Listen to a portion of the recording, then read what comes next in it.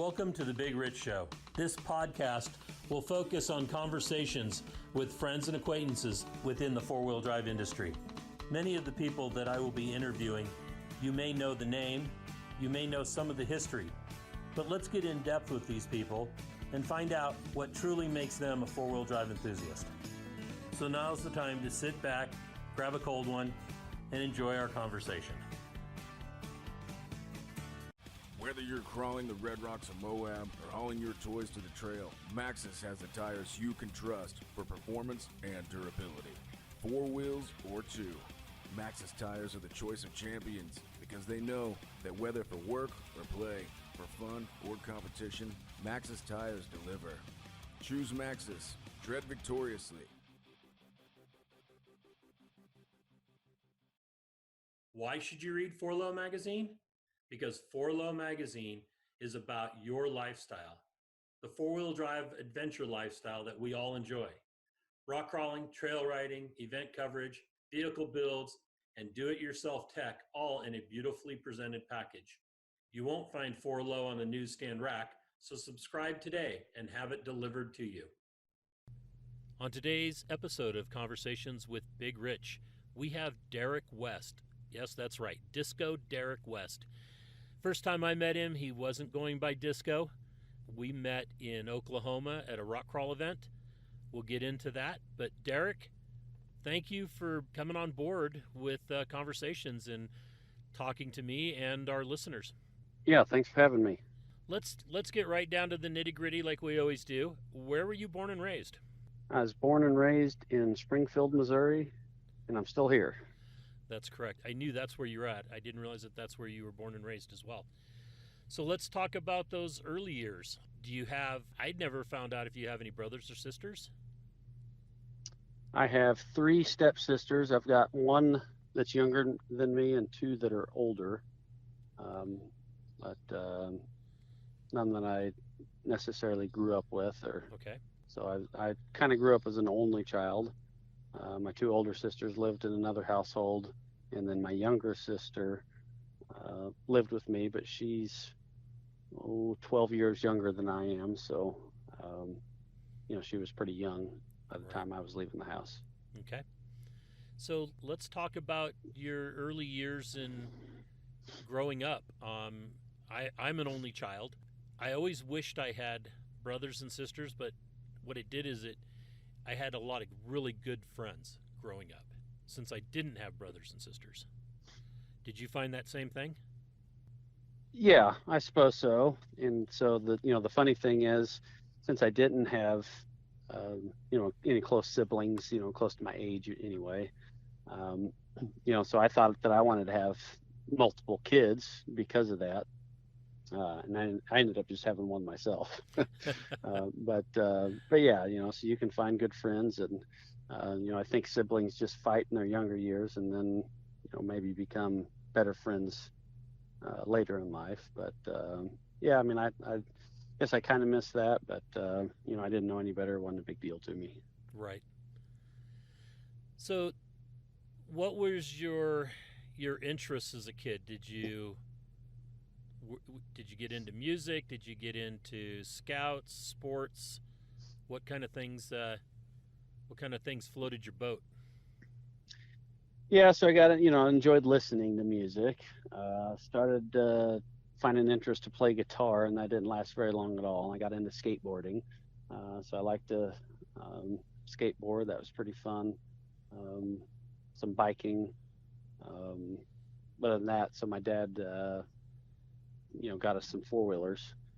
So I did a fair amount of 4-wheeler riding, which kind of probably started all of my interests in racing. And we'll talk some more into that. So, kind of where he also helped me get a Jeep when I was actually 15, I guess. But early on, I was riding 4-wheelers, and I really liked and enjoyed that. Okay. From the 4-wheelers, what age was that? And so I actually had a little mini bike. I think I got for my 7th birthday. Okay. Which was a motorcycle. And I rode it around, but I was never big into dirt bikes when I was little. I had that and it was fun to ride. For some reason, I like the four wheelers, and so, I'm gonna say around 10ish. I'm not exactly for sure. We got a 250 Honda TRX four wheeler. We had one of those, and then a year or two later, ended up with a 125 as well. Which they were just kind of more utility type of four wheelers. Right. And then somewhere, probably by the time I guess I was, 13 maybe, we ended up with a Yamaha Warrior, which was a bit more sporty. Right. So I had that, but then later on I bought my own four-wheeler. I got a Honda 400EX, kind of when they first came out and were popular. Okay. Did you grow up rural or suburban or city? Well, so I lived in the city, Springfield. I'm trying to think of what our metropolitan area is. It's 250,000, just guessing, or yeah, probably something like that. So Right. There's about 150,000 in the city limits, and then we've got some surrounding areas. So not a huge city, but not a small town either. Right. So then But where I lived, okay. I lived in the city limits, but we had, I'm gonna guess 40 plus acres directly behind our house. That wasn't ours, but it was belonged to a car lot actually there, and so I could actually ride my four wheelers right there at my house. And then also we would go on trips and go down camping in Arkansas, where my dad was from, and ride them out in the conservation areas there. Okay. That's handy, having a car lot with that kind of acreage. I would imagine it was probably pretty much dirt, because the car lot surely doesn't need that many acres. Well, the car lot wasn't using it, so it was a field that they Right. would mow. So it was a grass area, and then there was a section of it that had some woods and some hills, and so I kind of made my own little trails and just messed around as a kid, pretty much. Okay. So let's talk about that transition then into the sportier four wheelers, and then that probably happened by high school. Yeah, so rode the Yamaha 350. We had it for a long time, and I guess I was probably a little older than what I was thinking when we got it. But so I rode it through high school, and then I was 21, I think, by the time I bought that Yamaha, or the Honda 400EX. So the Yamaha Warrior, we've got a place called Chadwick that's a ATV riding area that's 45 minutes from my house, and it's I don't know how many miles of trails that they have, but it's a lot, and it's a pretty neat place for riding ATV. So I used to go down there. I'd had a pickup truck. I'd throw that back in my pickup truck and go down there and ride by myself. Then I decided that Yamaha was outdated and it's heavy, and so I got the 400EX, which is a lot lighter. I was riding that. This is sometime down the road, but that's also when I started meeting some other people and ended up doing some racing with my ATV. Okay. And was that So more woods type racing, or? It was, yeah. Okay. So I never got into the motocross type of stuff, or jumping and the dirt courses. So I was doing, the cross country endurance type of races, which is through the woods. Excellent. So I did that. I really enjoyed it.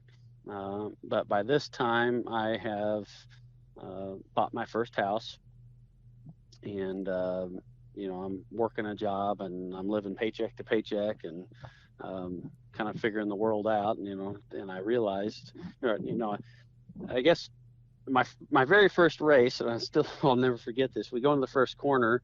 It's a holeshot race. You go to the first corner, and half the field wrecks right there. Yeah. And there's these wrecks all the time, and I was like, and I had never wrecked, and I was like, you know what?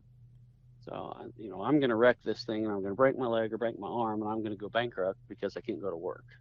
Right.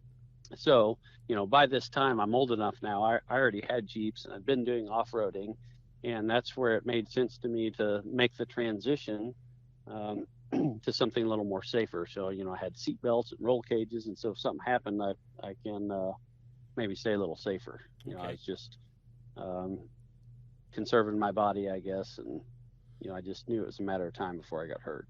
That's smart thinking. Most of us wait too long. So let's talk about your first vehicle then. What was the first automotive truck or car that you drove? So the first real vehicle that I had was my dad's Bronco. So it's a 1979 Bronco that he bought in 1980. And so that was my first vehicle that I was driving around when I was 16 and during high school. Nice. We actually had a Jeep at that time, but it was kind of a junker, and it was off getting worked on. So a guy was painting it, and it took, oh my gosh, that took like, I think almost 2 years to even get it painted and get the body work done on it. That kind seems pretty typical. It was just a slow deal. We Right. weren't in a hurry, and it was probably a deal where he'd do a little work, we'd pay him a little bit, and that sort of thing. But so I drove that Bronco, and I still have that Bronco to this day. Wow, that's awesome. So I've sold it twice, and I've bought it back twice. So, and both times I've made deals like, okay, if you sell this, you give me a call, and I don't really do anything with it. I drive it some, but it's just I kind of grew up in the thing, and so. And the 79, now that's the bigger Bronco. That's the full body. Yeah. Yep. Okay. But I've just heard so many stories from older gentlemen, that say, "Oh, I wish I had that car back. Or I should have never let that go." And so I kept this one, and it wasn't anything for the longest time. It's just now really kind of starting to become desirable and considered maybe a collectible. Because 5-10 years ago, nobody cared about those. They were just, one of the small Broncos, Right. which is 77 and older. Okay. And but they just, so the Bronco that I have, they just made 78 and 79, and then in 80, I think, is when I went to kind of the OJ style Bronco. Right. So then your dad had the Jeep that was being painted. You had the Bronco. Did you wheel it, or was it more of a street No. ride?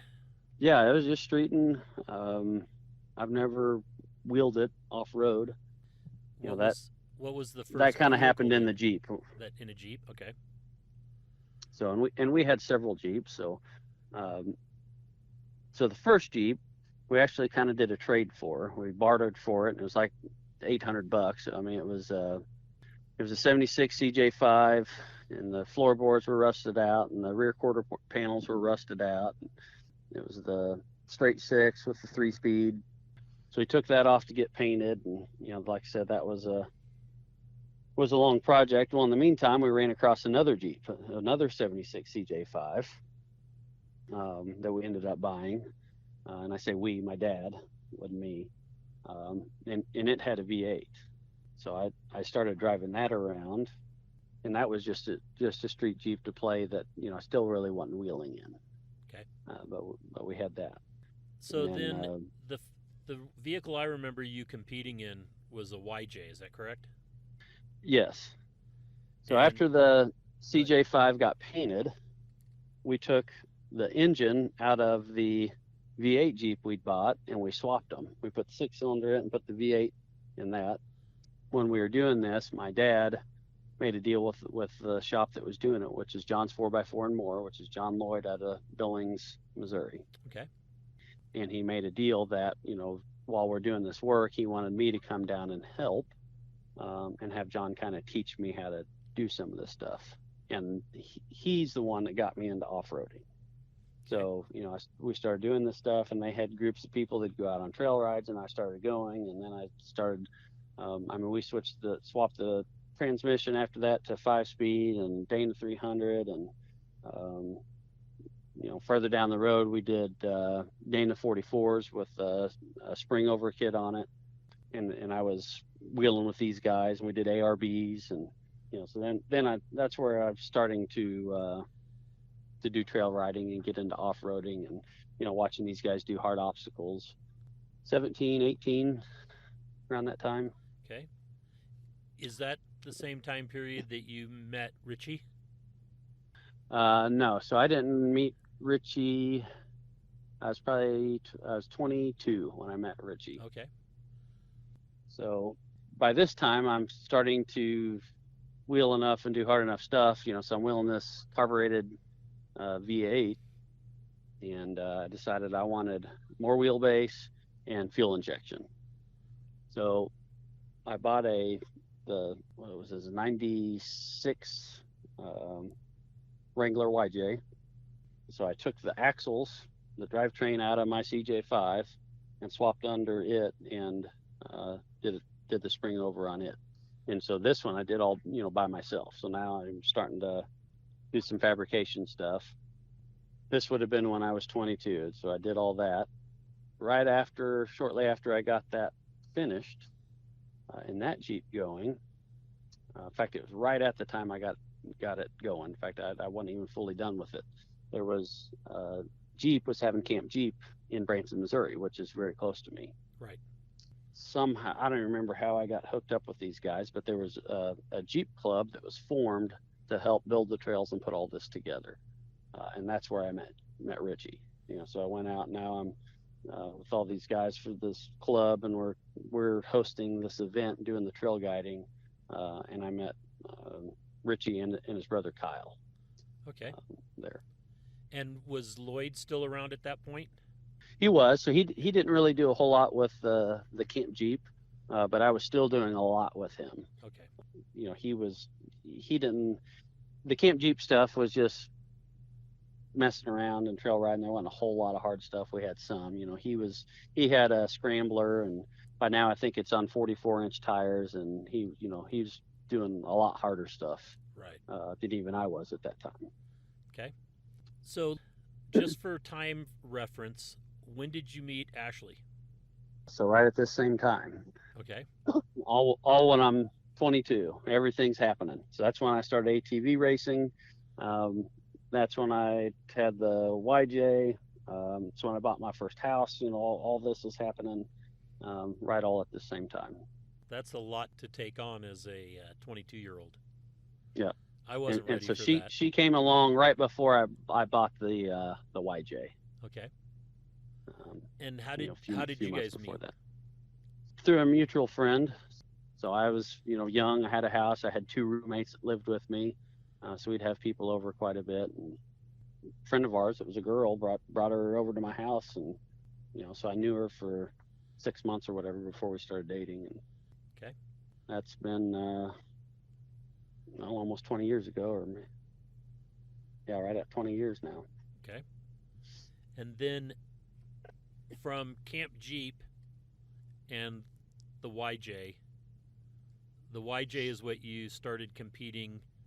Did you compete in that before we did our Oklahoma event up there at Grand Lakes or whatever it's called? Did you compete anywhere else? So I was starting to do harder and harder stuff, and now we've got through Camp Jeep, and we're starting to do more trail riding and doing events. And I was doing the ATV racing, and Ritchie and his brother Kyle had been down to an event in Cass, Arkansas, and they came back and said, "Hey, you've got to go do this. You could have beat these guys. None of them could climb this hill and all this." And so they kind of sparked my interest and got me thinking, this is all the same time I'm ATV racing. I think, okay, that's, I need to try this. I didn't have a full roll cage in my Jeep. I still had the factory cage. And so Bill Bailey also lived nearby, and I'd met him through the club, who's also competed quite a bit. Absolutely. And I did my first competition with him because he had the full roll cage, and I went down, and we kind of did that together. And then I came back and put my roll cage in and started doing some events down in Hot Springs, Arkansas. It was the O'Reilly's Rock and Roll Challenge, which John Lloyd was actually helping put on because he was part owner of that park.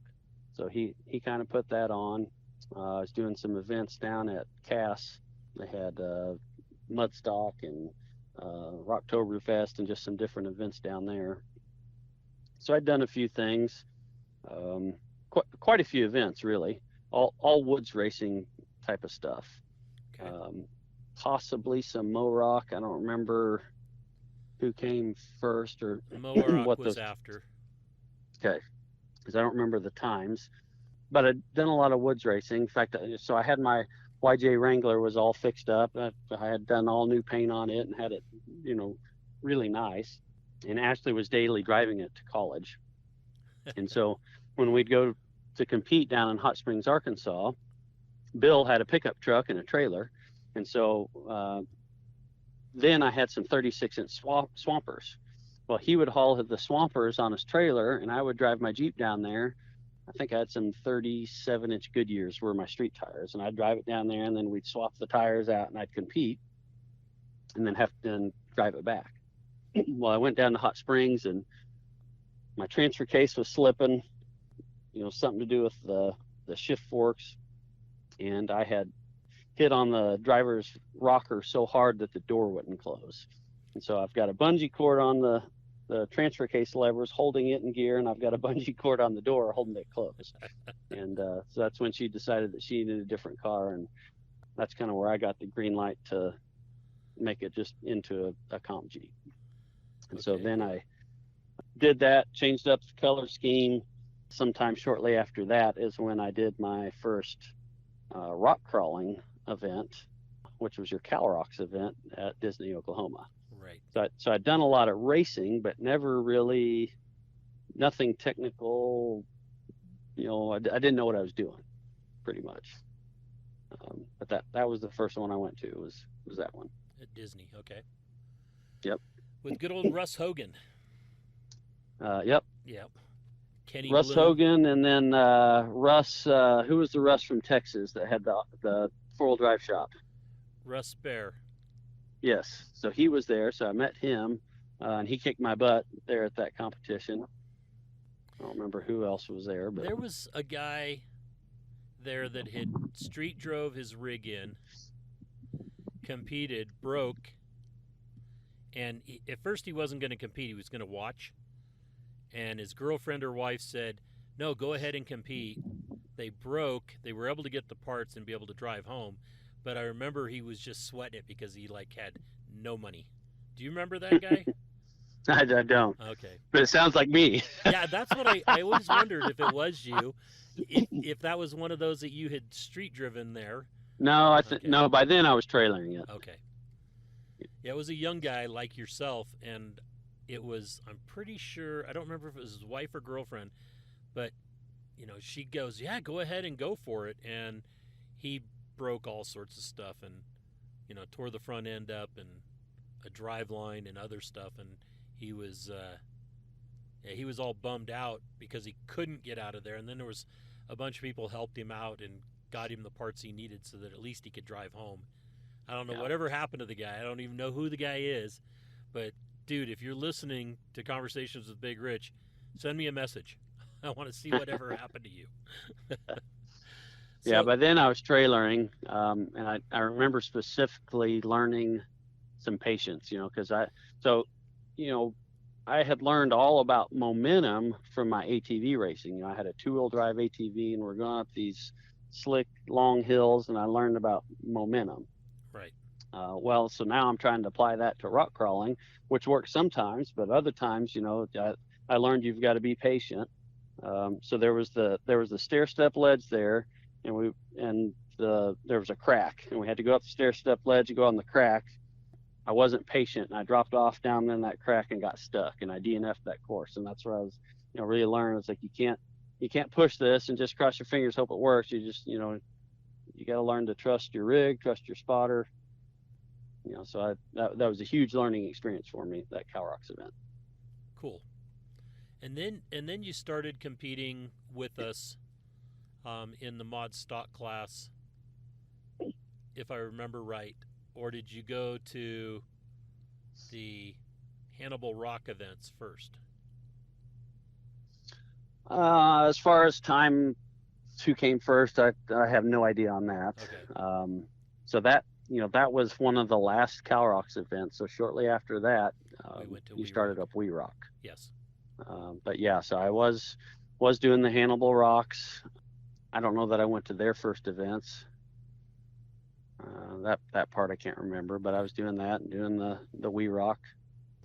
When We Rock started, so I was trailering to the events and all that, but I didn't have any money. And by now Ritchie is my spotter. His brother Kyle is one that's helping us build the vehicles. He's just a craftsman at what he does, and so he was always helping us do fab work and do everything. He'd go with us some. But we're in the very beginning, when we started going these We Rock events, I was telling him, I was like, if we don't win, I don't have enough money to go to another one. But if I remember right, you won a lot. We did good then. Yeah. We did good, and I don't know if it. I don't know how we did so good. I don't know if it was the drive because we had to win. Because that was, I wasn't paying for this with my own money. I got started, and then we'd win money, and now we'd have enough money to go to another one. Right. Well, I remember a lot of people, especially those guys that had TJs, that were just upset because you could beat them with leaf springs. They couldn't figure out how your rig was so stable on leaf springs. Yeah, and I never liked the coil springs. I never liked how the TJs felt. They just felt squirmy underneath you, and there was nothing about it that seemed predictable. And I don't know, the leaf spring just worked for me. I liked it, the spring over design, and it was all I knew. Right. You did well. You and Ritchie really laid the smackdown for quite a few years. So yeah, so I think we went 3 years in the stock modified class on the East Coast. So the East Coast regular season, I think we went 3 years and never lost. Right. I think we got first in everything. And then we'd go to the Nationals, and Dan Patterson and Bob Rogie kept kicking our butt at the Nationals for 2 years in a row, and then we finally pulled one out and won one. That's awesome. And it may have been 4 years I did that in the stock modified. Right. And then you moved to Pro Mod, correct? Yes. Talk about how that car came about. Well, so I really liked the stock modified class. I enjoyed it, and I liked the difficulty of it and the limitation. You're dealing with a lot of factory parts, and you're limited on your tire size, but it just, when it came down to it, the sponsors weren't interested. Nobody was interested. Right. So I was like, you know what? And so by now, the Pro Modified was where everything was going. So, Unlimited, no longer, kind of the top class. It was going to Pro Modified, was the class to be in. And so I just decided I'm just going to go ahead and do this. I was scared of what it was going to cost and if I could afford it, but what the heck, we'll give it a shot. So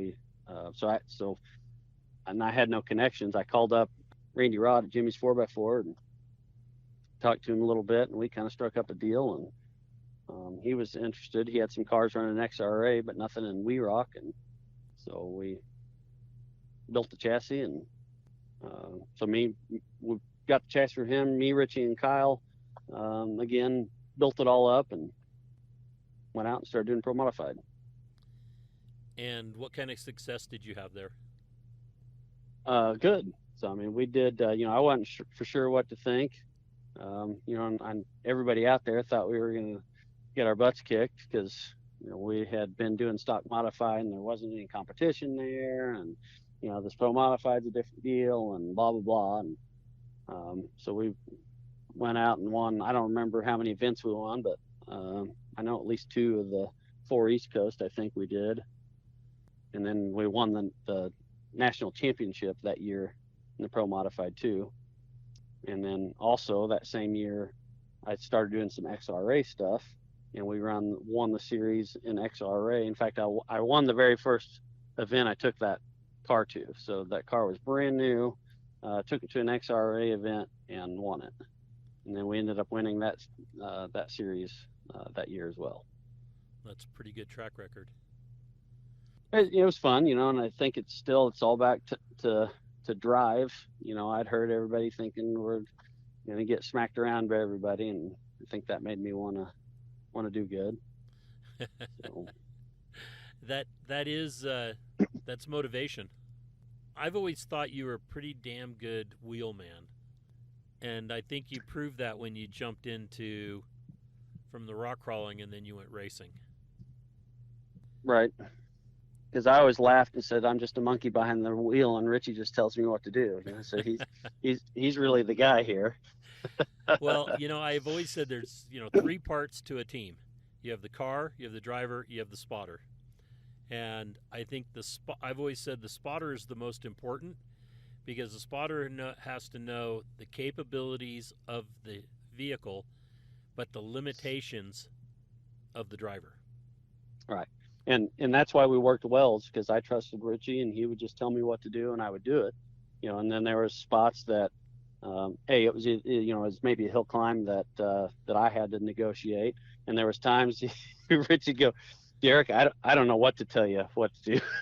And that's when you start banging around and start trying to figure something out. But we had a relationship for driver and spotter that was just excellent. We both trusted each other. We both had very good communication, and I felt like I had excellent time management skills of watching the clock. So once I figured that out, that was a huge part of that is watching the clock. And I think that's probably one of the biggest mistakes that I saw people make was they did not know how to do time management. Right, when to take a bonus, when not to.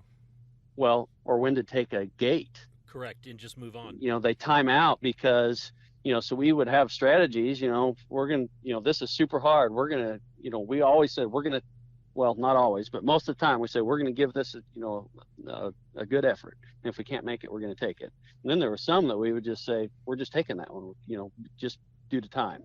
Right. It was just time management. So I think that was one of the key things that I feel I was good at as a driver, was time management, and conveying that to Ritchie. We don't have time for this. Here's where we're at time, and just always watching that clock. Right.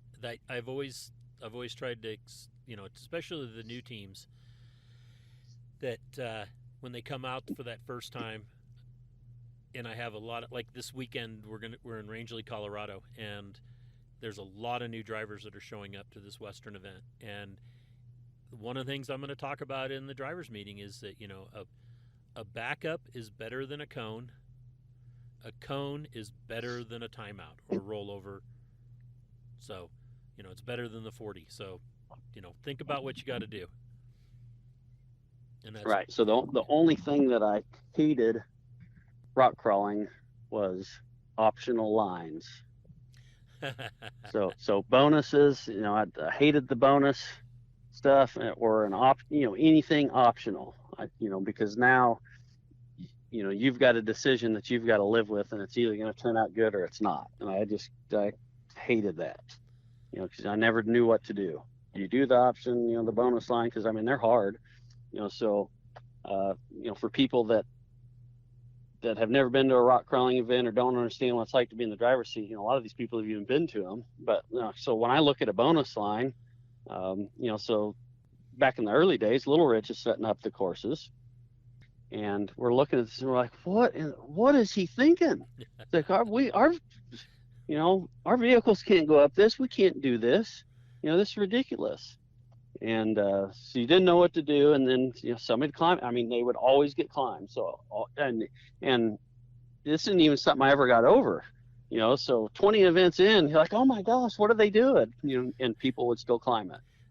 And so that it's even as a driver, as a team, these obstacles are extremely hard. And it's difficult to understand what your own vehicle is capable of doing, and that's what the course designers, you and Little Rich and Josh. and Josh, designing these courses, did really just a great job. There was really, I can't really think of any times where they really screwed up too bad, but they pushed us doable things that we didn't necessarily know were doable until we could do them. And that was part of what made it fun, Right. And made it gratifying, was to go out and do things that you didn't think you could do. I love when I have terrain I can work with that's that way. I love putting a bonus up there, figuring out, looking at all the angles, playing that chess game. Is anybody going to try this? Is anybody going to make it? If they try this, they should be able to make it.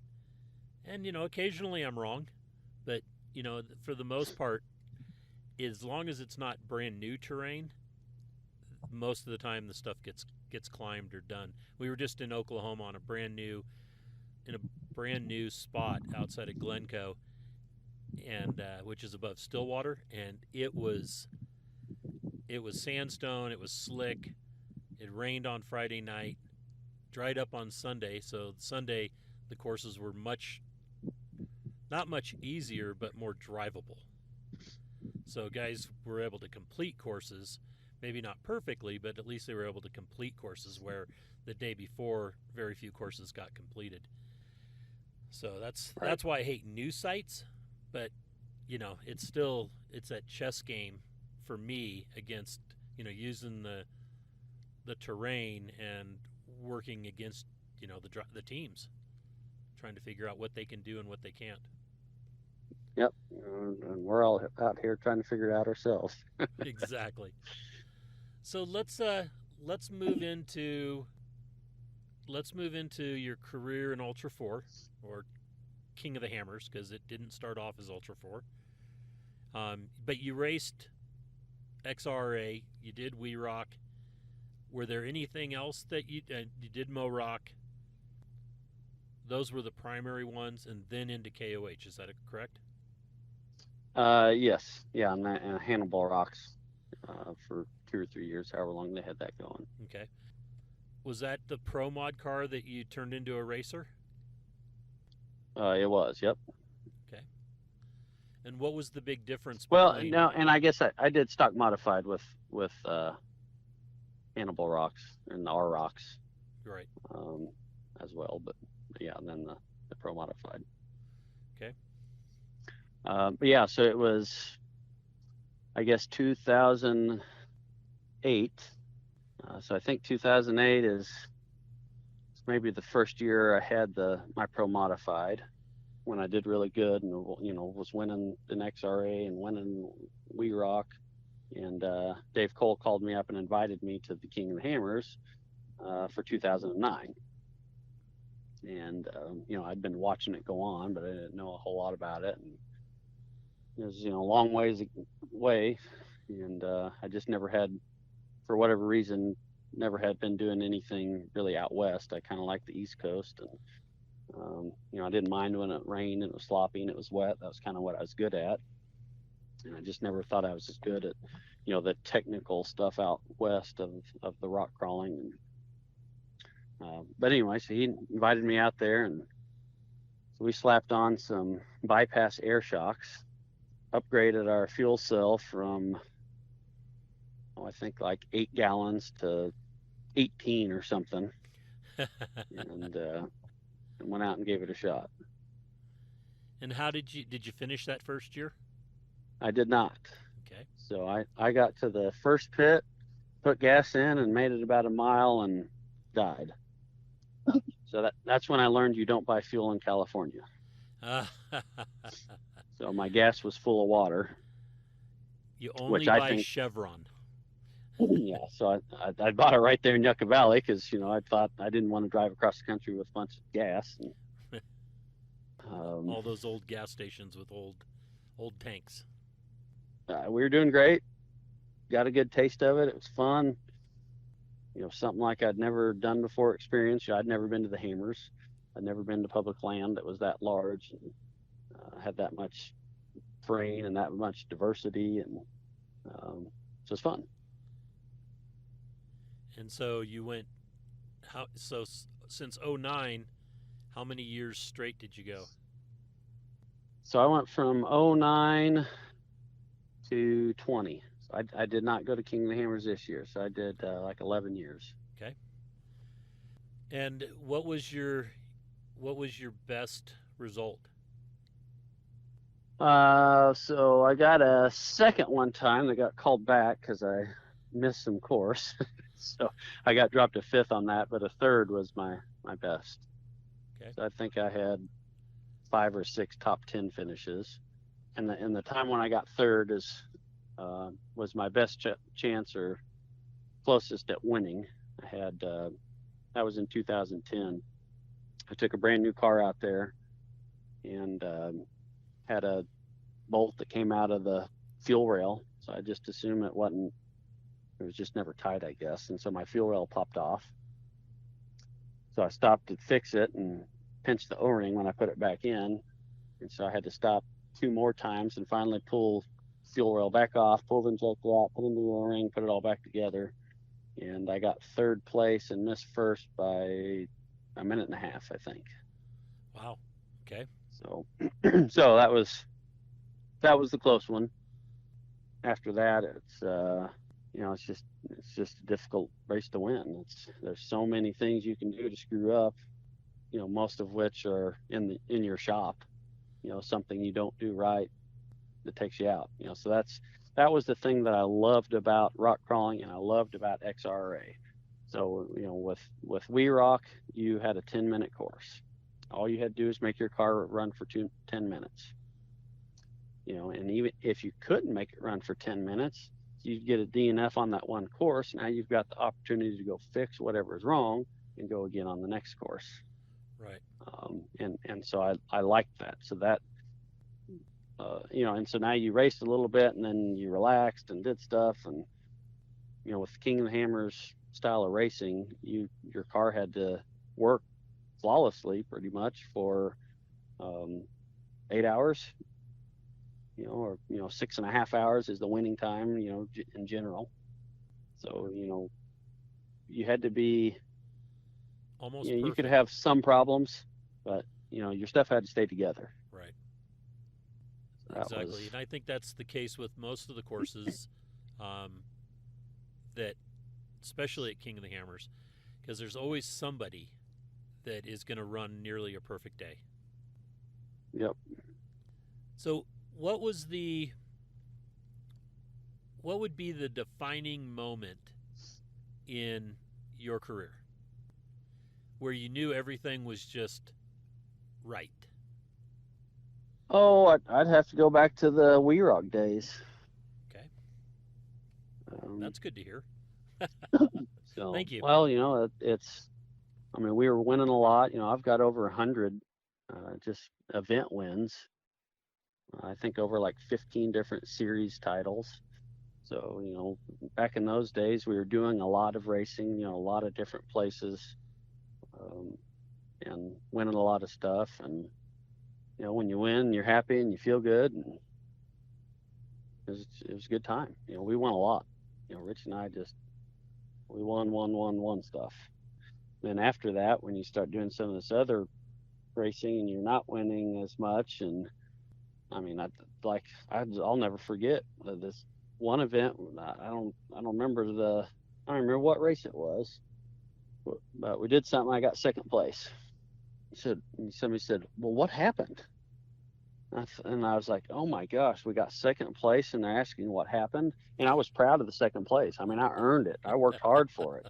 Because there's times when you do what you think is really good and somebody beats you. And I don't have a problem with that. I felt really good about that 2nd place win. Somebody asked what happened because I didn't get 1st. So after a time that became a pressure, that I had to win. And, then when I started losing more, that pressure kind of went away, and I was almost glad about that. So kind of a weird thing, but So was the pressure was it you that put the pressure on you, or was it the responsibility you felt you had to your marketing partners? Oh, probably more just my peers, Okay. the people that are, that I'm talking to, or, that's online, Facebook or Pirate or whatever. And, you can only be good for so long. So, it's coming to an end, I guess is part of it. Okay. So, you're going to be in your prime, and then you're going to have a streak and things are going to go good. But at some point that's going to be over. Right. So you started, when you were racing Ultra 4, you started to do the woods racing again with one of the hill killer groups, is what I like to call them. But it was the Pro Rock, right? Is that correct?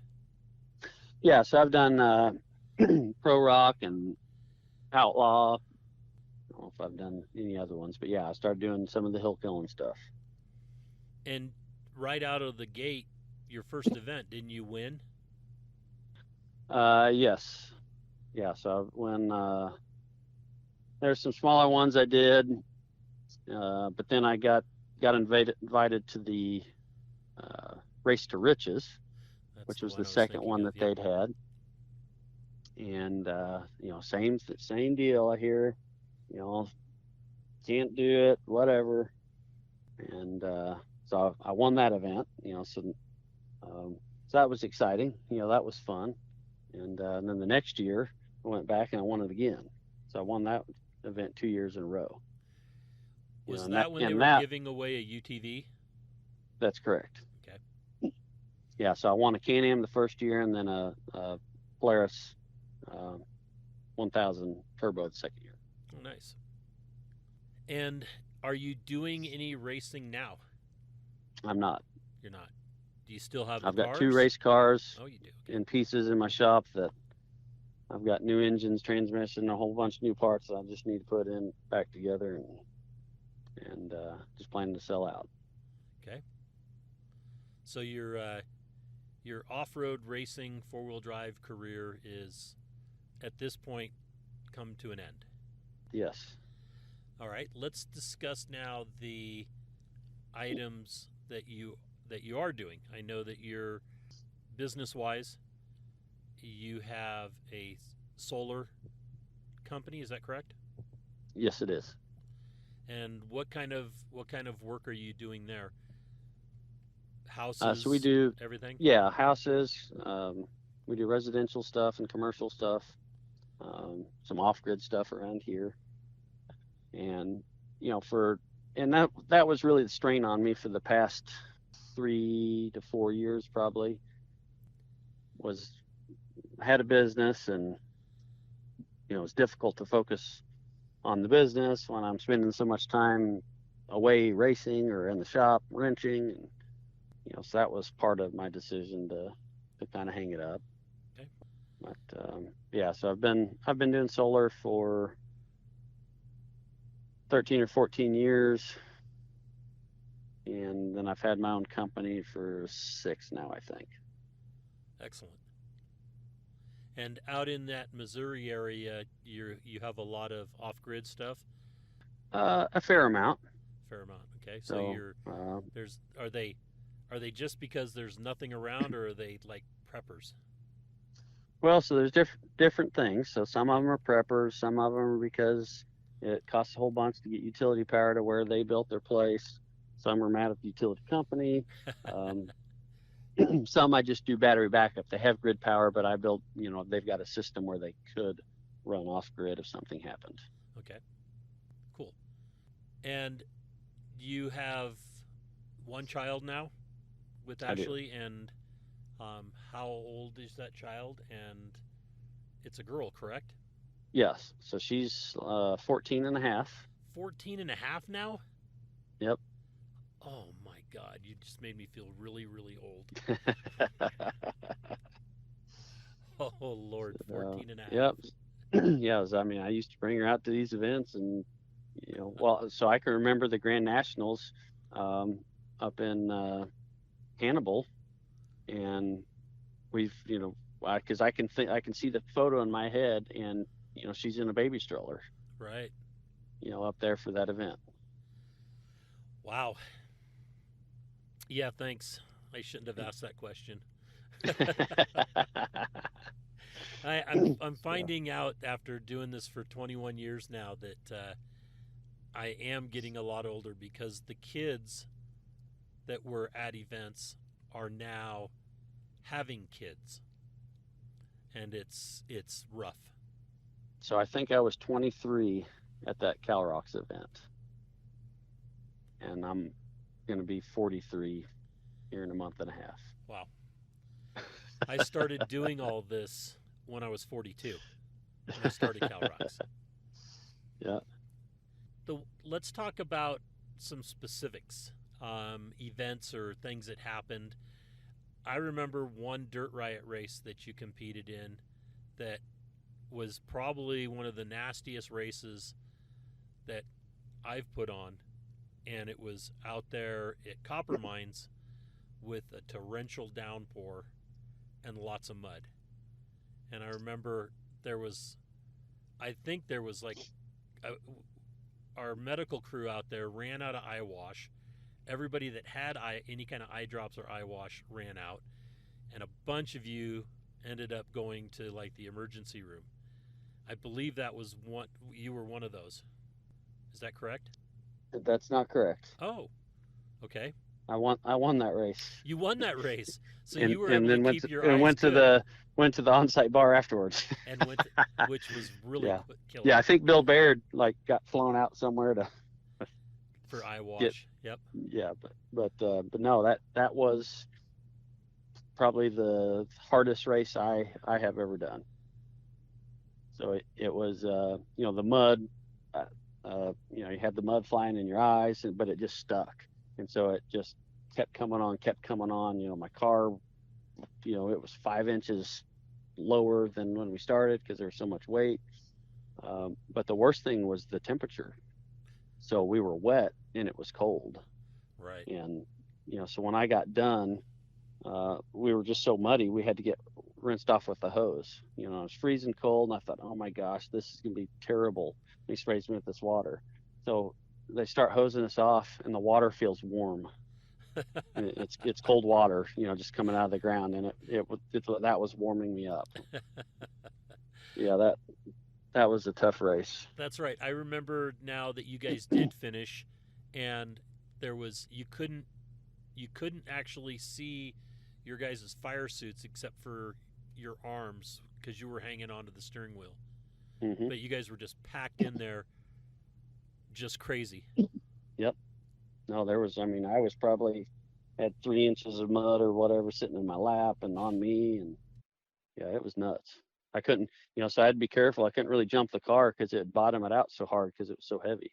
So it was on the hood and on the roof and up in the belly pan, and just mud was everywhere. Yeah, that was a crazy race. But that was the most difficult race, do you think? Absolutely. Huh. I remember asking Dave Cole out at Moab when he raced at Area BFE. He raced the first heat.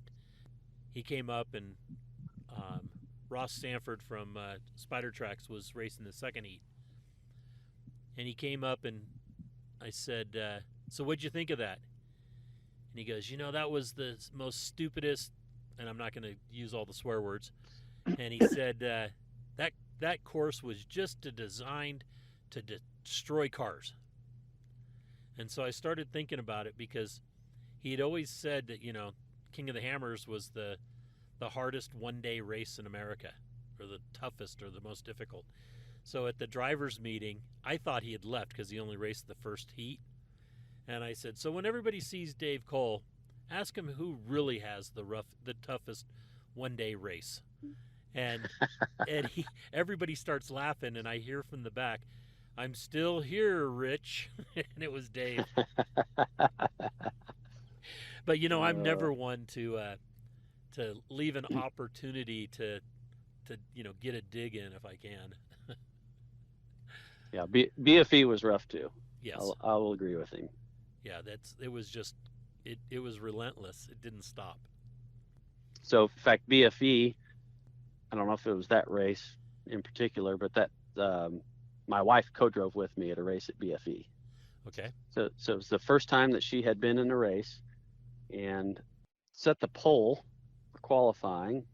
And then when we took off to race, I went down and smacked a big rock, which broke a hydraulic line, and sprayed hydraulic oil on the header, and it caught on fire. So, and this has all happened within like the first half mile. You weren't even on the way down the hill. So, well, I went down the hill and right at the bottom. Oh, okay.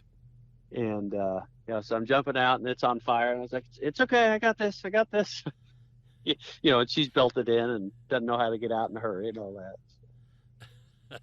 That was memorable. So did she race again with you after that? Yeah. So I ended up getting it all fixed, and we took off and raced. Did that. So, but yeah, she'd raced with me. She's also raced with Waylon Campbell when he had a 2-seater. Oh, nice. So after that, she always told me I needed an IFS car. Chicken wings. Yep. So, but you didn't build one. You still stayed straight axle. Yeah, I like the straight axle. Kind of like the leaf springs. I guess I don't know, the IFS stuff scared me, the maintenance of it. Right. So there was the cost and then the time, and I thought, I'm going to rip off an A-arm, and there's nowhere close to me to get this stuff fixed, and now we're getting beyond the capabilities of what I can do. All this TIG welding and CAD drawings, and an A-arm is pretty labor intensive to build, or you rip your brackets off your chassis. That's the kind of stuff I was thinking about. And could I cobble something together? Yes. So I can fab stuff, but I can't fab stuff like that. That's when you're talking IFS stuff, you're talking about high-end stuff that somebody that's a really good fab person builds. And really, between yourself, Randy, and Eric, you guys proved that, well, and then now Byler, that that straight axles can still compete or win at KOH. Yeah, and I think it's either came back around with the courses, or I've changed my mind about it. But there for a while, I thought you had to have IFS to really compete. You had to have single seat, and they're doing all this short course stuff. And but for King of the Hammers, I don't think it matters. And I don't know if it's just a 50-50 deal or what I think there. But the solid axle does very well there. As far as winning the race, if you look at the top 20 people or whatever, there's a lot of IFS cars in there, but it's because there's a whole lot of good drivers that have went to IFS. Correct. So for the amount of good drivers that are in IFS versus solid axle, the solid axle is actually doing extremely well. I agree. I see that in the rock crawling over the years, when like BFG did a really good job of coming out and getting everybody on BFGs, and then keeping the top drivers that were winners. So everybody continued to say, well, to beat that guy, I got to have BFGs. Whether they were truly a better tire in all situations or not, it was, the Tracy Jordans and some of those guys were on those tires. So they were, you felt that if whatever class you were in, Pro Mod with you and Lovell, BFGs. You had to be on BFGs to beat everybody.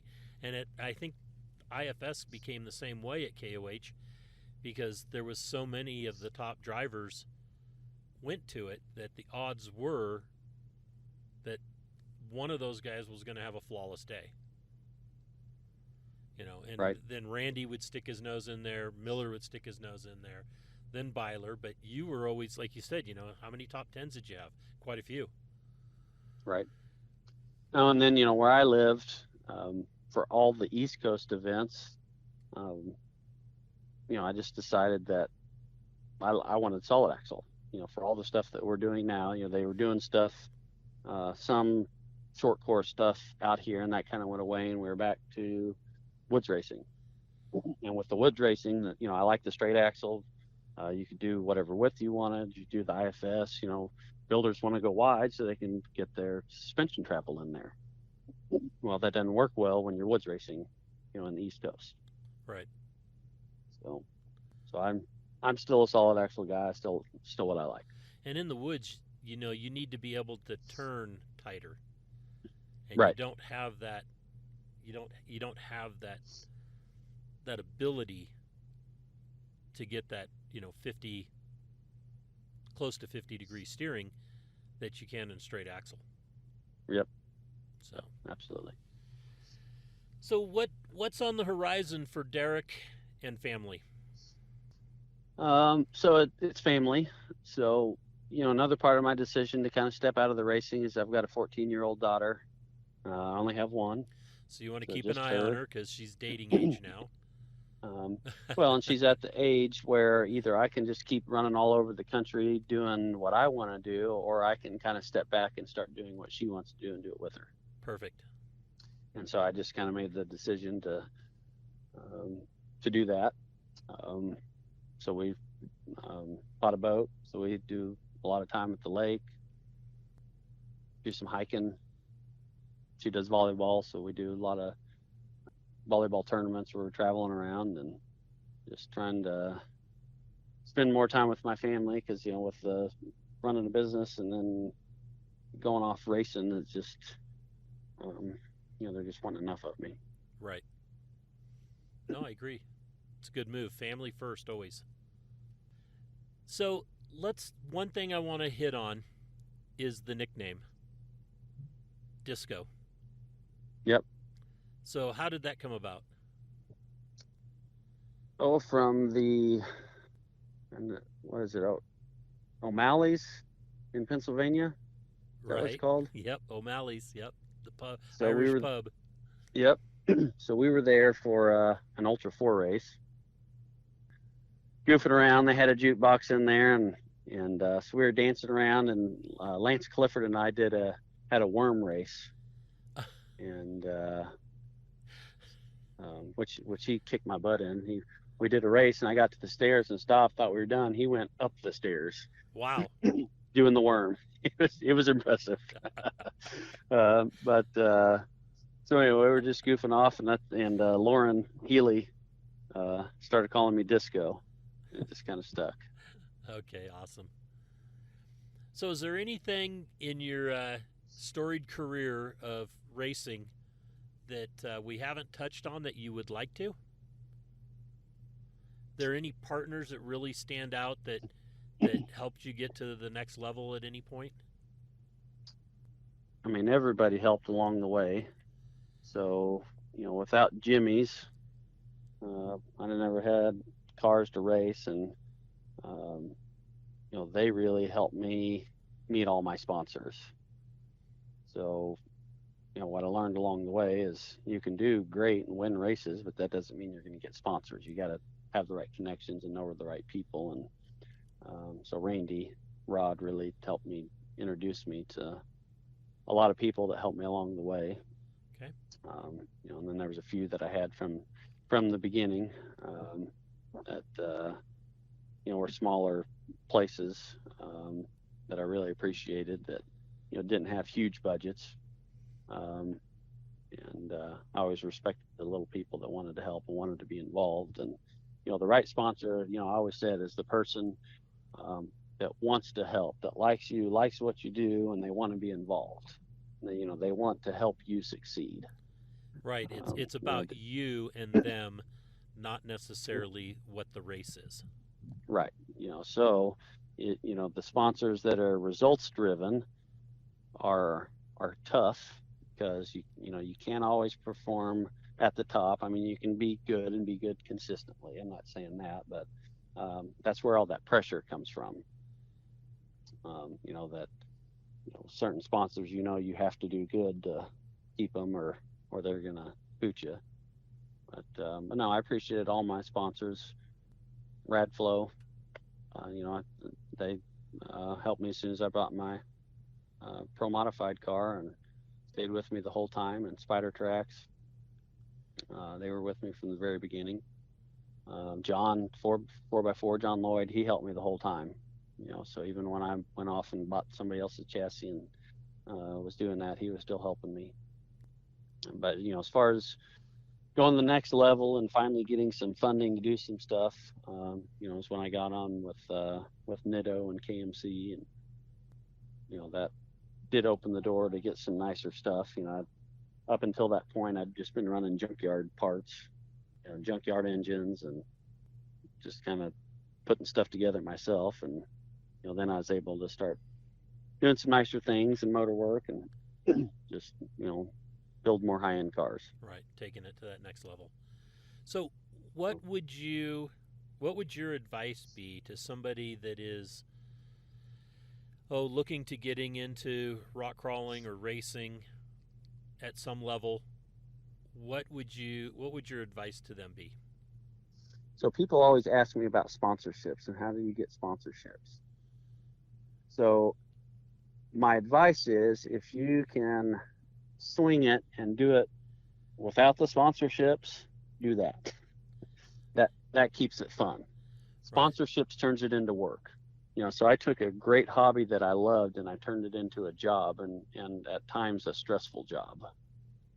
And then there was all this pressure, and I had to be here and I had to be there. And, if there was a problem, I was worried about it, and we got to figure out how to fix it. And oh my gosh, if we can't fix it, what are they going to say? And, so that can take the fun out of it. Right. People get into this because it's fun, and they think that sponsorship is glorious somehow. And it's not what it's cracked up to be. So if you can just pay for it, I always tell people, if you can pay for it, that's way easier. Because when, if you're working with a company, you're working for them. They're not just giving you product or giving you a discount on product, just because it's, because they expect you to perform in whatever capacity that is, which is either results or social media, or something. Appearances, whatever. Correct. So there's some sort of trade-off there, and that can take away from the experience. So what you're saying is, if you want to play the game with the sponsorships, expect that you're turning it into work, and that there's going to be a big responsibility that comes with that sponsorship. Correct. And on the flip side, people get these sponsorships and then they burn the companies, which makes it more difficult for everybody to get sponsorships. Yes. I can remember a time when we went through the rock crawling phase where guys would build a car, compete in it maybe once, and then turn around and sell the car, and they may have gotten almost every single part on that car either donated or for a lot less than cost. And that really, because I heard from a lot of the companies that were going, hey, what is going on here? And I was like, man, Right. there's and it was always a handful of guys that did it each time. So yeah. And sponsorship was easy in the beginning, so that was part of how I got into the sponsorship game. Was we were doing super good, and the sport was new. It was in its infancy. Right. And so there wasn't a lot of people asking for sponsorships. Nowadays these companies are getting hit so hard because everybody's wanting sponsorships, and it's difficult to get sponsors and keep sponsors. And that was part of what burnt me out too, is and part of how I ended was I didn't have the time to just chase the sponsorships. Right. And that's just that part of things. If you're really going to be on that, that's a full-time job, is just making connections and keeping connections and making proposals and just doing that all the time. Right. I find that connections, getting to know somebody at the business that you want to work with or you're hoping to work with, goes a lot farther than cold calling. Unless you're on the podium all the time. Yep. Nope. It's all about, well, even if you're on the podium all the time, it doesn't mean they know who you are. True. Doesn't mean that company is paying any attention to that. That's true. So, but yeah, it's, so to be doing that, you need to be at whatever events that is all the time, showing your face, getting name recognition. Yeah, because cold calling is, they're going to send you their sponsorship department, and then the sponsorship department's going to say, okay, what's your social media number? What's your impressions for blah blah blah, and they're going to ask you all this stuff, and if you're not on your game, I mean, you don't have any of that information. So it's Yeah, just difficult. and nowadays it's man, it's so difficult because you have all these. They're not even. They're just social media content providers, I guess you'd call them, that are becoming, have these great followings, but they really, they're not doing anything except for maybe being a pretty face or doing some, maybe some cool trips or something, but they bring so many people with them that companies go, well, why should I get into racing when this person over here is, got 3 million followers, but Yep. I always say, are those 3 million followers actually buying? But that's what they do. I mean, all these marketing guys and girls that are coming into these businesses now all have been told that social media, that's where it's at. It's all digital. That's where you got to be. And I see a lot of companies getting away from the contact end of our sport, which is huge because we're still a family sport, a family industry. Off-road is. And it's, these people that are coming into it with just college degrees in marketing, and it's all digital, that they don't have that contact. They don't understand family. Mm-hmm. No, I had a good relationship with a company that was helping me out, and I think they maybe got burned by some people that they helped out that sold the product or didn't do what they said, whatever. So they turned it over to a marketing agency to handle all the sponsorship stuff. So this company I'd been working with for 5 years or something, and I lost my sponsorship because they had a set criteria of what they needed for social media and all this, and and I didn't meet it. So here I was, I had we had something that I thought worked well, and then all of a sudden things changed and it didn't. Right. That's what happens when you get out of that personal contact realm. It's a shame. Well, Derek, I want to say thank you so much for coming on board with Conversations with Big Rich. I hope that that our listeners have learned something about Disco Derek West. I know I have, and I've known you for quite a while, and we've had some really good conversations in the past. But I want to say thank you for coming out and coming on and sharing your history and your family and your business and everything else about you. So, thank you.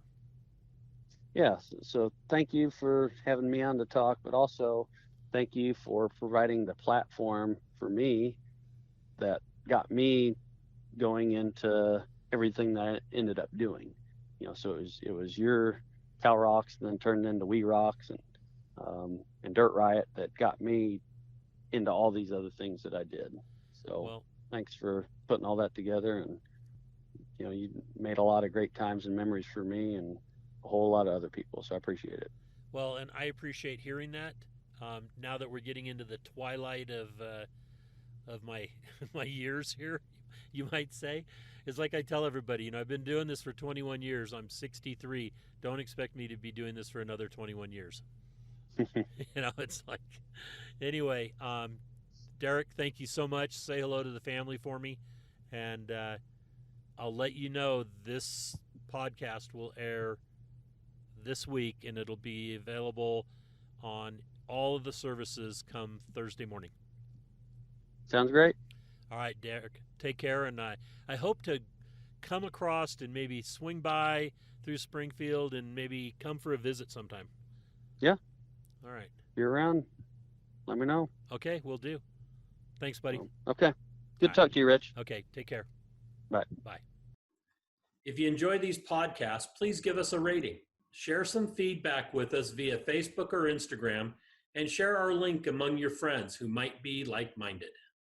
Well, that brings this episode to an end. Hope you enjoyed it. We'll catch you next week with Conversations with Big Rich. Thank you very much.